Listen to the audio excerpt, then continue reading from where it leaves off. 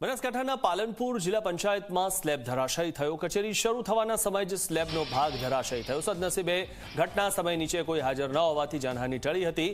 કામગીરીના સમયે બનેલી ઘટનાથી કર્મચારીઓ પણ ભયભીત થઈ ઉઠ્યા છે। જિલ્લા પંચાયતની કચેરીમાં અંદાજે 300 કર્મચારીઓ કામ કરે છે। મોટી સંખ્યામાં અરજદારો પણ કચેરીમાં કામ અર્થે આવતા હોય છે। તેમના પણ માથે ભય તોળાઈ રહ્યો છે અને તેમને પણ ભયમાં હોય તેવા જોવા મળી રહ્યા છે। ઉલ્લેખનીય છે કે તંત્ર દ્વારા તરત નોટિસ ફટકારી દેવામાં આવે કોઈ બિલ્ડિંગ જર્જરિત હોય, પરંતુ આ તો તંત્રનું જે બિલ્ડિંગ છે તે જ જર્જરિત છે। ત્યારે બીજાને સલાહ આપતા પહેલા પોતે એ સલાહનો અમલ કરવો જોઈએ એવી સલાહ પણ લોકો આપી રહ્યા છે। તો પાલનપુર જિલ્લા પંચાયતની આ જે સ્થિતિ છે, કચેરી શરૂ થવા સાથે જ સ્લેબનો ભાગ ધરાશાયી થયો। ઘટના સાથે નીચે કોઈ હાજર નહોતું, જેના કારણે જાનહાનિ ટળી છે। કામગીરી કરતા જે લોકો છે તેઓ પણ ભયભીત થઈ ઉઠ્યા છે। કામગીરીના સમયે બનેલી ઘટનાથી કર્મચારીઓ ભયભીત થઈ ઉઠ્યા છે અને જિલ્લા પંચાયતની કચેરીમાં અંદાજે 300 કર્મચારીઓ કામ કરતા હોય છે અને ગમે ત્યારે તેમના પર આ મોત તોળાઈ રહ્યું છે। સમગ્ર જિલ્લાના વિકાસની જેની જવાબદારી છે તે બનાસકાંઠાની પાલનપુર જિલ્લા પંચાયત કચેરી લાંબા સમયથી જર્જરિત હતી।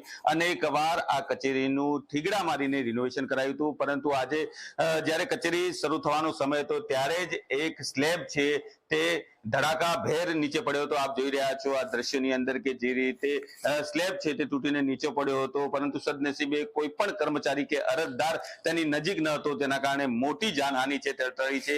પરંતુ અનેકવાર આ જિલ્લા પંચાયત કચેરીનું રિનોવેશન કરવાની વાત છે તે અરજદારો તેમજ લોકોએ કરી હતી, પરંતુ હજુ સુધી આ જિલ્લા પંચાયતની જે કચેરી છે તે તે સ્થિતિમાં છે, જેને લઈને અહીં આવતા અરજદારો તેમજ જે કર્મચારીઓ છે તે ક્યાંક ને ક્યાંક ભયભીત બન્યા છે। જિલ્લા વિકાસ અધિકારી, આરોગ્ય અધિકારી સહિતની અનેક કચેરીઓ છે તે આ કેમ્પસની અંદર આવી છે। 4 માળની બહુમાળી બિલ્ડિંગ છે તે અહીં છે ને અનેક કર્મચારીઓ છે તે અહીંયા ફરજ બજાવે છે। જો કે આપ જોઈ રહ્યા છો કે જે રીતે આ પંચાયત કચેરી છે તે જર્જરિત થઈ છે, ન ફક્ત તેના સ્લેબ પરંતુ આજે એક જે દિવાલ છે, પાળી છે, તે પાળી પણ ક્યાંક ને ક્યાંક તિરાડોથી ભરેલી જોવા મળી રહી છે। એટલે કે અહીંયાની નજીક કોઈ ઊભું રહે અને જરા પણ ટેકો આપે તો અહીંથી ત્રીજા માળથી નીચે પડે તેવી પરિસ્થિતિ છે।